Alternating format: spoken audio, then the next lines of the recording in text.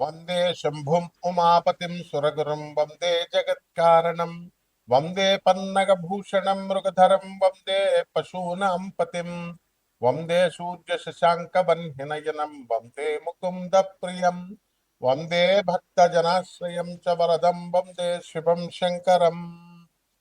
ఓం శ్రీ దుర్గామల్లేశ్వరాభ్యాం నమః. అర్జునం వందే జగదేక వీరం. ఓం శ్రీ రాధాకృష్ణాభ్యాం నమః.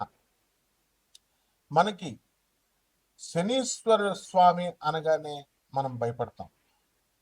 చాలా మందికి శని అర్ధాష్టమ, అష్టమ, ఏలినాటి శని సమయాలలో మాత్రమే మిమ్మల్ని ఇబ్బంది పెడతాడేమో, మిగతా సమయాల్లో ఇబ్బంది పెట్టడేమో అనుకుంటారు. కాదు, అసలు అర్ధాష్టమం, అష్టమం, ఏలినాటి శనిలో ఇబ్బంది పెట్టడాలు కాదు, అది ట్రైనింగ్ ఇస్తున్నాడు మీకు.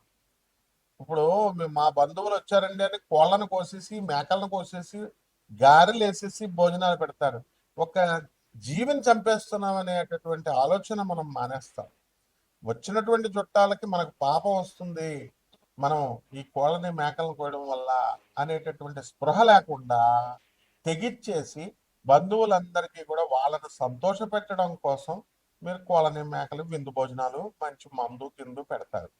కానీ మీకు ఏ ఏలినాటి శని ప్రభావం వలన, అర్ధాష్టమ శని ప్రభావం వలన, లేకపోతే అష్టమ శని ప్రభావం వలన పెరాలసిస్ వచ్చినా, లేకపోతే పోలీస్ స్టేషన్లో పడినా, కోర్టు కేసుల్లో వచ్చినా ఈ బంధువులు రారు అని చెప్పడమే ఈ ఏలినాటి శని సమయాల్లో ఈ శనీశ్వరుడు మీకు నేర్పించే గుణపాఠం.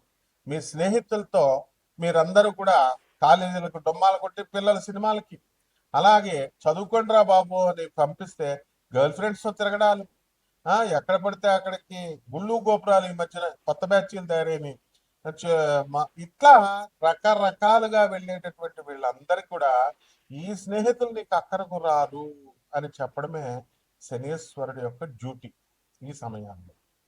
మరి మిగతా టైముల్లో ఏమండి, ఆ మాకు అర్ధాష్టమం లేదు, అష్టమం లేదు, ఏలినాటి శని లేదు, మిగతా టైముల్లో శని ఇబ్బంది పెట్టడా అంటే ప్రతిసారి ఇబ్బంది పెడతాడు. అలాగే ఆ ఇబ్బందిలో ఒక క్రమశిక్షణ నేర్పిస్తాడు.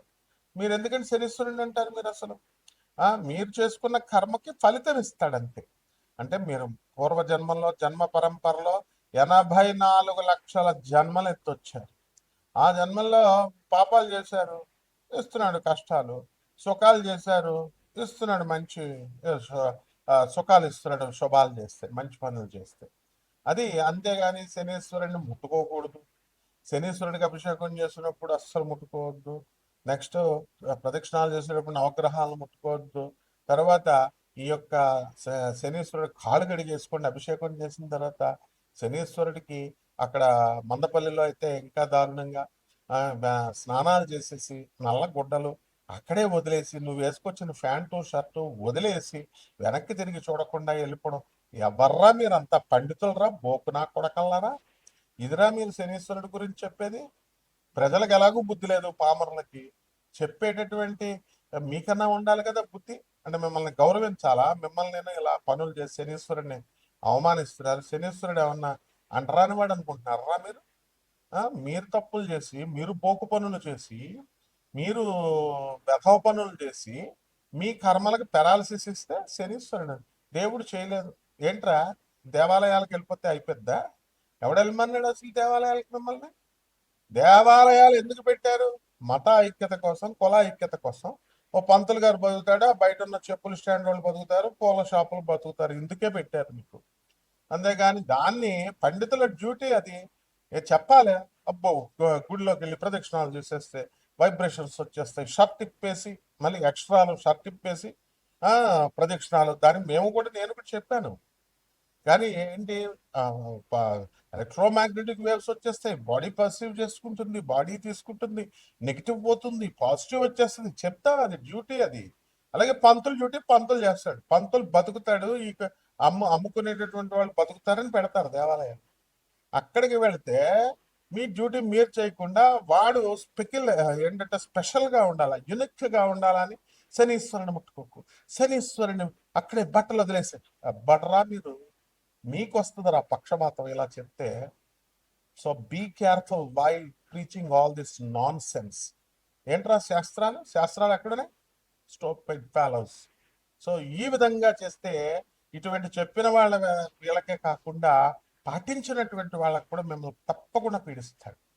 రౌరవాది నరకాలకు విసిరేయడం కాదు, అసలు ఎక్కడుండగానే చూపిస్తాడు. శనీశ్వరుడు శివుణ్ణి లెక్క చేయడు, విష్ణువుని లెక్క చేయడు, బ్రహ్మని లెక్క చేయలేదు, అండ్ ఈ ఎదిరించి పడేశాడు. And it is an autonomous planet. ముందే చెప్పాను నేను, ఇండిపెండెంట్ సంస్థ అది. ఎలాగైతే ఒక ఏఐసిటిఈ, ఒక యూజిసి, ఒక అటానమస్ బాడీస్ ఉన్నాయో, ఇండిపెండెంట్ చార్జెస్ ఉన్నటువంటి బాడీస్ అది. సో ఎప్పటికీ ఆయన ఆన్సరబుల్ కాదు శనీశ్వరుడు. బ్రహ్మకి మిగతా గ్రహాలు నోరు మూసుకొని వెళ్ళి రిపోర్టింగ్ ఇవ్వాలి, బ్రహ్మ విష్ణు మహేశ్వరులకు ఇవ్వాలి. శనీశ్వరుడికి there is no necessity. Even నవగ్రహాల నాయకుడైనటువంటి రవి కూడా వెళ్ళి రిపోర్టింగ్ ఇవ్వాలి. అండ్ శనీశ్వరుడు అంటే reformative planet, and he will reform the society, he will amendment planet అది. బ్రహ్మ విష్ణు మహేశ్వరులు కూడా వాళ్ళు పాత లాస్ రాసి ఇది అని అన్నప్పుడు నీకు దాన్ని అమెండ్ చేస్తాడు ఆయన. బలి చక్రవర్తి ప్రైడ్ దానాలు చేశాడు, ప్రైడ్ అహంకారం వచ్చింది. అదే అప్పుడు ఏం చేశాడు, విష్ణుమూర్తిలో దూరి ప్రైడ్ అనేటటువంటి దాని వల్ల గొప్ప నేను దానం చేస్తున్నాను, చాలా మంది దానం చేస్తారు, మంచిది అంతవరకు. ధనుస్సు రాశి, ఈ ధనుస్సు రాశి వారికి అందరికీ కూడా మీరు బ్రహ్మాండంగా ఈ సంవత్సరం అనేటటువంటి 2026లో ఉండడం జరుగుతుంది. మరి అర్ధాష్టమ శనిగ్రహ ప్రభావం వలన అనేకమైనటువంటి అపవాదులు మీ పైన వచ్చాయి, ఇప్పుడు కూడా వస్తాయి. 2026లో కాస్త జాగ్రత్తగా ఉండాల్సినటువంటి అవసరం ఉన్నాయి. ఆదాయాలు బ్రహ్మాండంగా పెరగడం అనేటటువంటిది ఎక్కువ అవకాశాలు ఉన్నాయి. అయితే ఈ యొక్క ధనుసు రాశి వారికి చాలా పెద్దల యందు చాలా అధికమైనటువంటి వినయ సంపత్తి ఉంటుంది. కాబట్టి వీళ్ళు చిన్నప్పుడు చదువుకున్నటువంటి గురువుల దర్శనము అనేటటువంటిది వీళ్ళకి దర్శనం అవుతూ ఉంటుంది. అలాగే చిన్ననాటి మిత్రులు కూడా వీళ్ళకి కలవడానికి అవకాశాలు ఉన్నాయి. అంటే ప్రేమ వివాహాలలో ధనుసు రాశికి అందవేసిన చెయ్యి అనమాట. కాబట్టి ఈ వివాహాల్లో ఈ సంవత్సరం 2026 సంవత్సరంలో శనిగ్రహ యొక్క ప్రభావము, మహాలక్ష్మీదేవి అనుగ్రహము, దత్తాత్రేయ స్వామి వారి అనుగ్రహం వల్ల వీళ్ళంతా కూడా ప్రేమ వివాహాల్లో మీరు ముందు ఉంటారు. మీ తల్లిదండ్రులు చెప్పినా చెప్పకపోయినా, ఒప్పుకున్నా ఒప్పుకోకపోయినా మీరు లేచి వెళ్ళిపోవడం అనేటటువంటిది జరుగుతాయి చాలా కేసెస్లో. అంటే లేచిపోయేది మీ మెచ్యూరిటీకి లెవెల్స్కి అందదు కాబట్టి మీ తల్లిదండ్రులకి చెప్పి లేచిపోండి. కాబట్టి ఎందుకనంటే ఇప్పుడు ఏమన్నా మంచి నీతులు చెప్తున్నాం అనుకోండి, ఇవన్నీ కామనండి అని చెప్తున్నారు. కాబట్టి అదేదో చేసేది చేస్తే చేసుకోండి, కానీ మీ అమ్మ మీ నాన్నకి చెప్పకుండా లేచి వెళ్ళిపోకండి అమ్మ. ఆ తర్వాత ఈ యొక్క ధనుస్సు రాశి వారికి కొత్త కొత్త స్నేహాలు కలుగుతూ ఉంటాయి.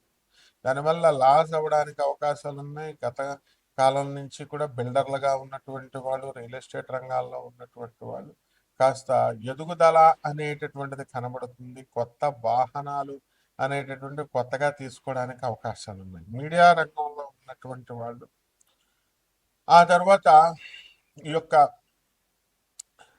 సినిమా రంగంలో ఉన్నటువంటి వాళ్ళు, జర్నలిస్టులు, సినిమా యాక్టర్లు, హీరోలు, హీరోయిన్లు, వీళ్ళందరూ కూడా బ్రహ్మాండంగా డెవలప్ అవడానికి అవకాశాలు చాలా అధికంగా మనకి కనబడుతున్నాయి అన్నమాట.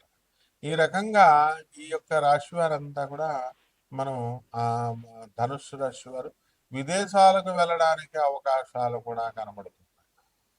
అయితే మే 14 తర్వాత మనకి 2025 సంవత్సరంలో ధనుస్సు రాశి వారికి అష్టమ గురుగ్రహ ప్రభావము వలన కొత్తగా బాగా మీకు రావడం అనేటటువంటివి జరుగుతాయి. విద్యార్థులు చాలా జాగ్రత్తగా చదవాలి. అండ్ ఇంతకు ముందు గత సంవత్సరంలో ఉన్నటువంటి పాపులారిటీ అనేటటువంటిది ధనుస్సు రాశి వారికి ఈ సంవత్సరంలో ఉండదన్నమాట. కాబట్టి ఆధ్యాత్మిక కార్యక్రమాలకి, దేవాలయాలకి, వీటికి వెళ్ళడం అనేటటువంటిది జరుగుతుంది. అండ్ పేద ప్రజలకి, సాధువులకి, సత్పురుషులకి వీళ్ళ దాన ధర్మాలలో కాస్త ముందంజు ఉంటారు. అవే మిమ్మల్ని కాపాడేది కూడా. పరిహారాల దగ్గరికి వచ్చేసరికి మనము ఈ ధనుసు రాశి వారి శని జపం చేయండి, శని స్తోత్రాలు చదవండి.